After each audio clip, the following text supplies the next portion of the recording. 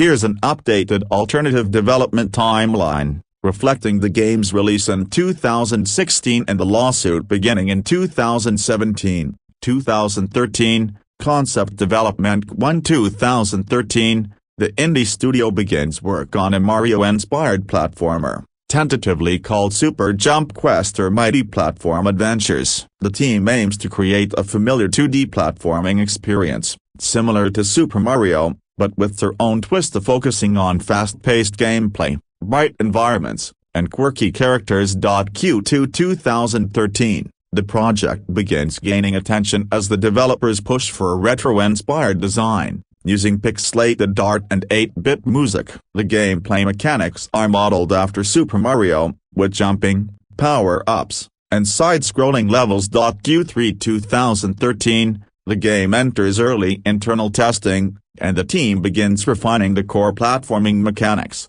trying to balance between homage and originality. Q4 2013, the developers announced the game at an indie game conference, showcasing early demos. It generates some buzz on social media for its nostalgic feel and retro art style. 2014, indie success increased popularity. 2014, the game enters closed beta testing. It garners attention for its fluid controls and accessible gameplay, drawing comparisons to Super Mario. At this stage, the developer begins to realize the need to differentiate from Super Mario to avoid potential legal issues. Q2 2014, the developers launch a crowdfunding campaign, for example, Kickstarter, to fund further development. The campaign succeeds with substantial backing, and the game's release is scheduled for 2016. Q3 2014, as the game nears completion, it receives positive feedback from testers,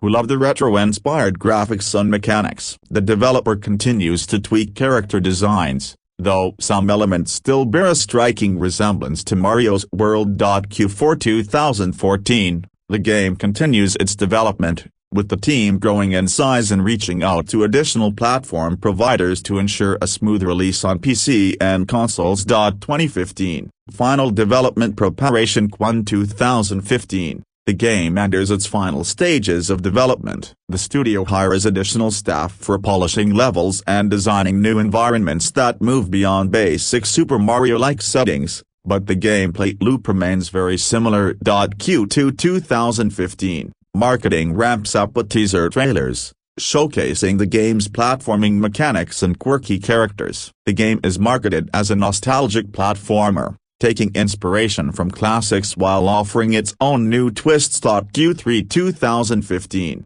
the developer attends Indie Game Expos, generating more hype and securing a spot on Steam's early access for public previews. A strong community begins to form around the game, with many fans praising it as the spiritual successor to Super Mario. Q4 2015, final quality assurance testing takes place. The studio resolves minor bugs and refines gameplay. The official release date for 2016 is confirmed. 2016, release rising controversy. 2016, the game is released to critical acclaim. Players and critics love the nostalgic gameplay, and it quickly gains a large following. However, some early reviews point out the striking similarities to Super Mario, including level design, power-ups, and even the central character's aesthetic. Q2 2016, the game becomes a commercial success, topping indie sales charts on Steam and being featured on digital storefronts like GOG and Humble Bundle. Despite its success,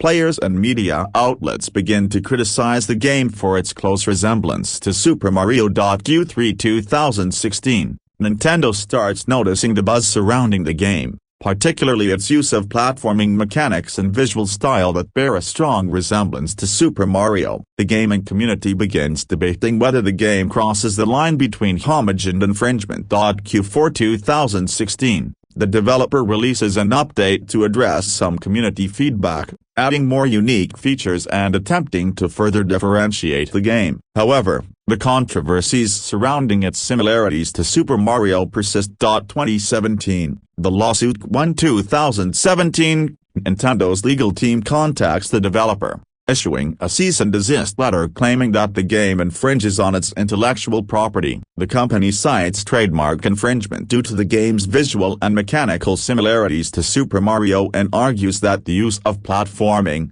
power-ups, and level design closely mirrors Nintendo's long-standing trademarks. Q2 2017, the developer releases a statement defending their work, asserting that the game is an original creation and that any similarities to Super Mario are purely coincidental, as the game features its own characters, storyline, and art style. The developer also claims that the game is a tribute to retro platformers, not a direct copy. Q3 2017, Nintendo files a formal lawsuit, seeking to remove the game from all platforms and prevent further distribution. The developer argues that the lawsuit is an overreach, considering the gaming community's fondness for retro platformers and their influence on the genre. Q4 2017, the case receives significant media attention, drawing opinions from both the gaming community and legal experts. Some argue that Nintendo is protecting its intellectual property,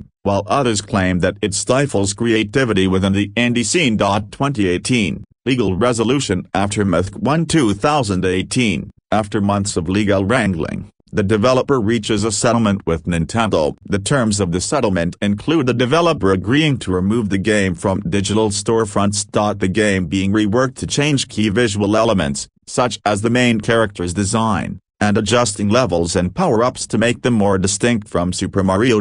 A financial settlement, which includes a share of the game's profits going to Nintendo as a licensing fee for the use of platforming mechanics that Nintendo claims are too similar to their own designs. Q2 2018, the reworked version of the game is released under a new title, with completely overhauled character designs and a more unique art style. The game retains its retro platforming gameplay but distances itself more from Super Mario's trademark elements. Q3 2018, while the game's re-release has a somewhat diminished impact, it still garners a dedicated fanbase. The legal battle becomes a point of discussion in the indie game scene, with some developers expressing concern over the risks of drawing inspiration too closely from established franchises. Q4 2018, the legal case has lasting effects on the indie gaming community. Some developers choose to steer clear of creating games that too closely resemble major IPs like Super Mario, while others rally behind the original developers,